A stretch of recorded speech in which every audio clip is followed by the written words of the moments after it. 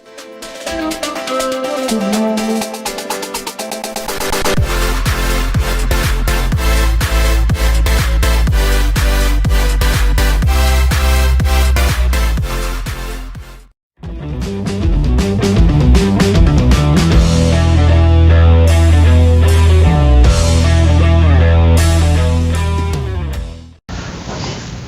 right, back in-house with Coach Steve Smith. And, Coach, now we can breathe a little bit. Now you are hosting, all right? You do know that. Finished second in this gauntlet of a region you guys have been in.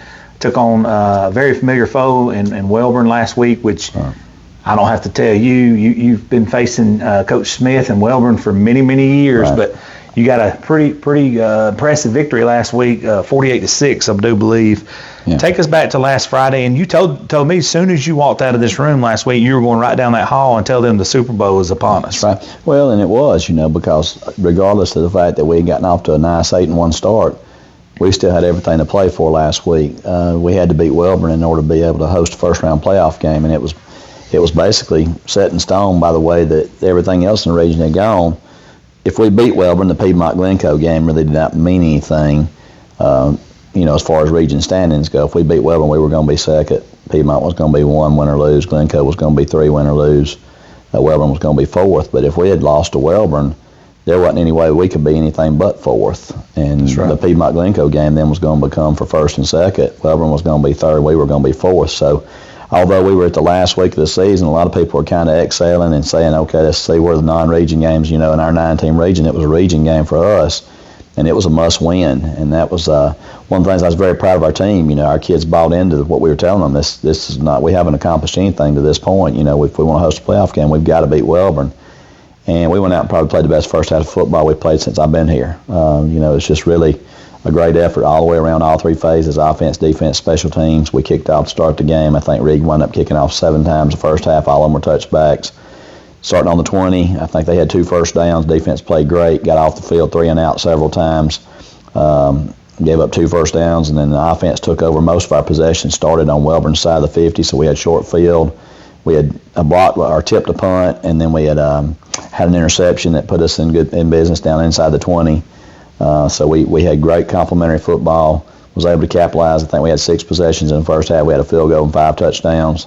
Jeez. So, couldn't ask for much better script for the way the first half went in the game. And then we came out second half, and they kicked to us, and Gavin Michael returned the second half kickoff for a touchdown. So, 15, 20 seconds in the third quarter, we were up 45-0, and it played really, really well. And then we got to play a lot of younger guys there in the second half, and they held their own, did a good job. And Wellborn had a long touchdown run there to make the final score 48-6. We kicked another field goal there with Joseph Naughton, a guy that's going to be a really good kicker for us. He's just stuck behind Reed right now, and he made his first high school field goal there in the fourth quarter to get the final margin. 2-part question. Number one, how awesome was it to execute like that heading into these playoffs to play, quote unquote, your best half of football? Right. That's the first part. The second part, how awesome was it to get some of these guys some meaningful Friday night reps? Yeah. You never know if these guys are going to have to play in these playoffs. Well, we're big believers in playing time. We make a JV schedule every year, and over the last 10 years, I don't think I've ever canceled a JV game. And I don't care if I've got 12 players, 15 players, or 30. We try to play those Monday night JV games and just get those guys some work. And, we've had times this year we didn't have our JV quarterback. We just snapped it to another guy that was a good athlete, and he did a serviceable job, did a good job actually for us. But, your linemen need the reps, your defense needs the reps. So I'm a big believer in playing those games. And then this year, the way our schedule has gone, we've gotten our younger guys in about 6 or 7 times this year for, the fourth quarter, maybe even part of the third quarter. So when you go back and look at it, a lot of these young guys that played in those 7 JV games and then got some duty right there at the end of the varsity games, they played about as many snaps as some of the varsity starters have. And what we found as the season has transpired, we've got about 4 guys that are playing for us and playing some snaps, when the game is still held in a balance that has earned their way on the field because of their production on Monday nights, the way they practice, the way they produce when they've got in there and had a chance on Friday night. And that's what we tell our kids every year. Just because you start the year second string, you start the year JV, doesn't mean you have to finish the year that way. If you think you deserve more, then show us. Show us on the field on Monday night. Show us at practice. If you get your chance on Friday night, show us. And we've had about 4 or 5 guys that have stepped up to the plate and have done that, and they've earned more playing time on Friday nights, and that just makes us better because it increases our depth and the amount of people that we've got as options to run out there on special teams. It's just been a good thing for us. And it pushes those starters. It does. So they can't get complacent. It does, and we got some guys that have really stepped their game up because they can kind of feel the heat that's been put on them from the guys that are pushing from behind, so it's been good for the whole program. That's good. Coach, this week you got Vinemont. Right. What have you seen from them? I know you've played a lot of really good football teams, whether it be Tryon, Piedmont. You've played some teams to prepare for a team like these playoffs you're about to face. But what have you seen from this particular team? Well, everybody gets caught up. The kids these days, they've got access to every game, every score, and so everybody starts doing score comparisons, and this team beat that team. I think at Vinemont, you can put everything just in one small box. They beat Gordo at Gordo week 7, and that's all we've talked about here. The team, anybody can go to Gordo, the tradition that they have, can go to Gordo and beat them on their home field.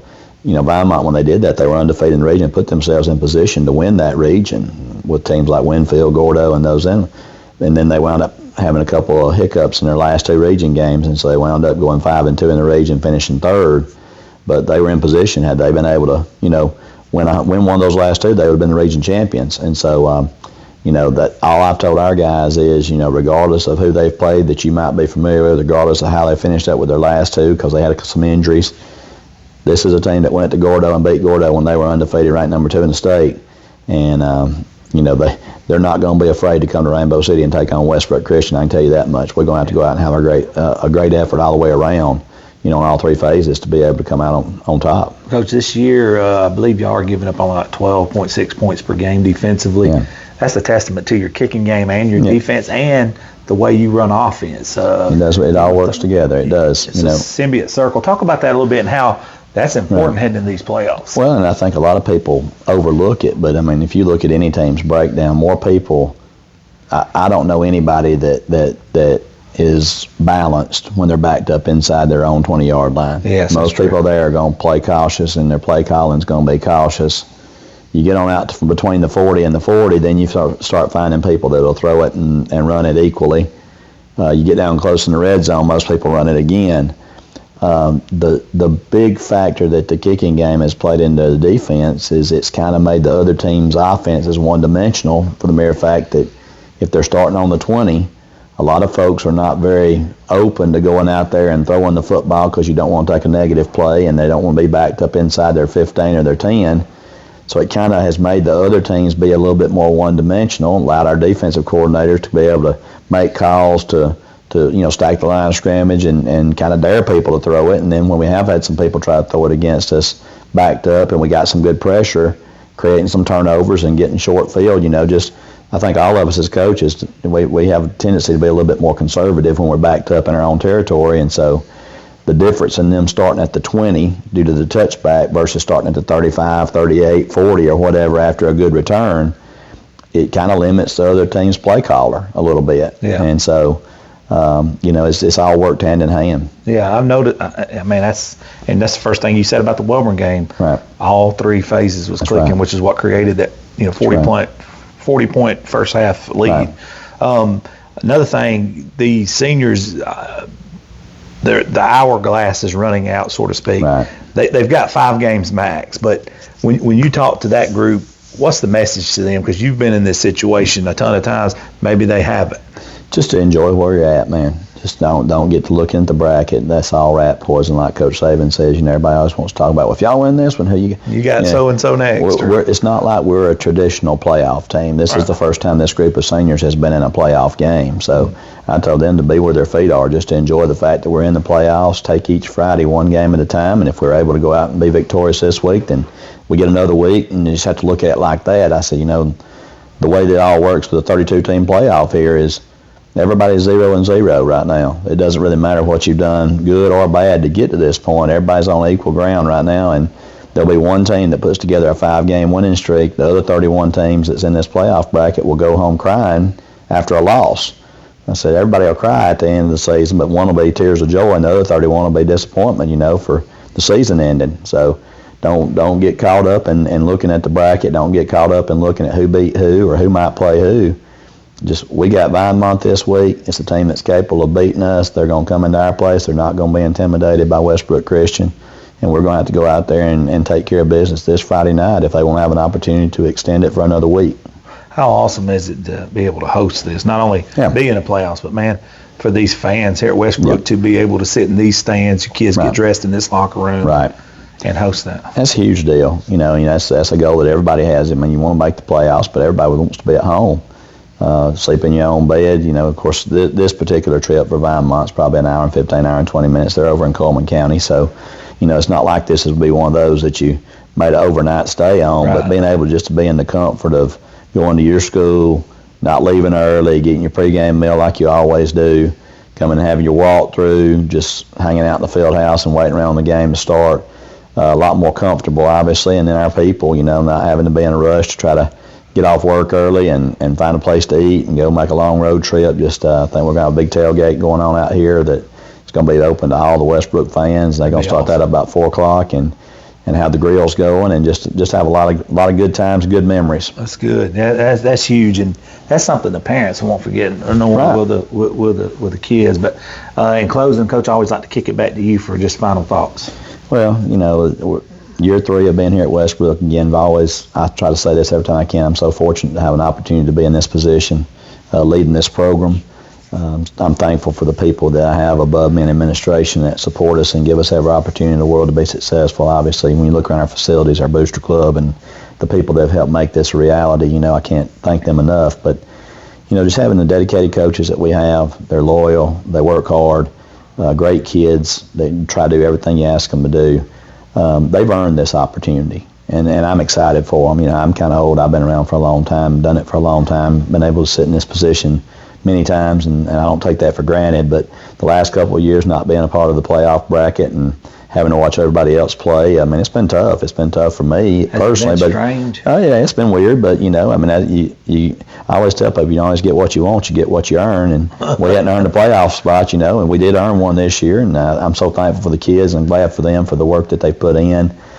I think just looking at it timeline wise, I think our guys have ascended from one year to the next, and I'm glad that we are where we are. I'm so happy for these seniors that they're going to get a chance to experience this, because there's some great kids in that class that it would have been a shame if they never got to experience a playoff atmosphere during their high school career. They've stuck with us. They've done everything we've asked them to do to try to make this program relevant. Westbrook is a long-standing tradition of athletics. We're probably more well known for golf, baseball, soccer, things like that. Did have a semifinal, a state championship appearance in '97 where they were state runner-ups, and a couple other years on the map, where they won a region championship or something. And a lot of great players have come through here individually over the past. And Coach Osborne, when he was here, a lot of stability, continuity during his time here with teams that made a lot of playoff appearances. But I'm starting to get the sense that we're getting a little bit of a football mentality here, and I don't know really how to explain that, but just the idea that football is important. It's not just something that goes on during the fall. There's a lot of places where sports at the schools is just an activity. It's not really a priority, and I feel very fortunate that it seems like that people have bought into making football a priority in the fall here, and the support that we have from our fans, our boosters have been tremendous. I think people are excited to come out and watch Westbrook football on Friday nights, and that's something that we were hoping to be able to create. And hats off to the kids for all their hard work and making us have the opportunity to go out there, put a product on the field that people want to come support and be proud of. Yeah, no doubt. Stadium renovations and weight room and what we're sitting in now, a film room. Man, it's definitely become a big deal. There ain't no doubt in a very short period of time. You can't turn a 747 around on a dime, but once you get it turned and heading in the right direction, that's right. It's hard to stop. It is, and then hopefully we can keep this momentum going. We got great people working with our kids at our middle school level. We got 4 or 5 coaches there that are devoted to developing those guys. We got our youth program back up and running a couple of years ago with a 5th and 6th grade team. They've had some success, and just a lot of kids that are walking around, with pride being Westbrook football players, and that makes me happy. That's awesome. Coach, appreciate you sitting in with us, and man, it's a playoff football time, which is insane to even say that it's flown by. But goes that fast. That's why I was trying to explain to our kids the other day, and the thing is as you get older, it even goes faster. God. I said, I'm an old math guy by trade, so to speak, and I said when you start talking about 1 year of 55, right, like I am, it's just a couple percent of the time I've been on the earth, but man, it flies by. I said, when you're talking about a year out of 5, it seems like it takes forever. That's because if you're only 5 years old, it's 20% of your life. So that goes hand in hand with what we try to tell them all the time about enjoying where they are. We always grew up wanting to be the next place. I can remember when I wasn't in school, I wanted to get to be in school. When I was in elementary school, I wanted to get to be in middle school. In middle school, you want to be high school. High school, you want to hurry up and get out and go to college. College, you want to hurry up and get out and get a job. You get a job, and you work for 35 years or so, like I have, and you sit back and you reflect, and you say, man, I really would like to go back to be about middle school again, and know everything I know right now. Sure. But that's how quickly those things pass you by, and I've tried to do a better job myself here in the last 5 to 10 years of just taking it a little bit more easy and trying to enjoy the moment, enjoy the people, enjoy the things around us. Slow it down. And trying to do that with these guys. Of course, they're 100 miles an hour, full speed ahead, looking forward to what's up next, but just taking the time to take a deep breath and just enjoy where you're at and enjoy your teammates, enjoy your school, enjoy the people you're around on a daily basis, and take it all in, man, because it's something that I think all of us, when you get to be our age, you'd love to go back and do some of those things over. Yeah, and you look back and you're like, man, I would have done blank. Well, don't it's hard to make them realize, do those. That's 100% correct. That's something, with all the training that we do and the things that we do with nutrition and the speed training and all, we had very little of that when I was in school. We got a weight room my sophomore year of high school. I mean, before that, we were just old country people that showed up in July, did a little bit of conditioning. Bales of hay. That's it. Just did a little bit of conditioning and showed up and played a football game after Labor Day, and after that you rolled right into the gym. You went to basketball, and after that you played baseball, and after that you took a couple months off and worked a little bit somewhere in the summer, and then you went back for football practice and all. But just the year-round training that these kids do in all of our sports, baseball, basketball, soccer, football, even golf, playing in the fall, getting ready for the spring, tennis. We got cross country that's qualified. I want to give a shout out to a couple of programs at our school. We have 3 fall sports. We got cross country. They won the sectionals last week, and they're one of the top 5 teams in Class 3A going to state cross country meet this coming Saturday. I want to wish Coach Griffin and all those guys good luck. Our volleyball team just finished up last week with a heartbreaking 5-set loss in the quarterfinals of the state tournament down in Birmingham. Another great run by our volleyball team, and our football team's now qualified for the playoffs, and then our cheerleading squad's qualified for the state competition there, so it's been a very, very productive fall here at Westbrook, and have a lot of admiration for all those kids and what they do to put in the work for their craft.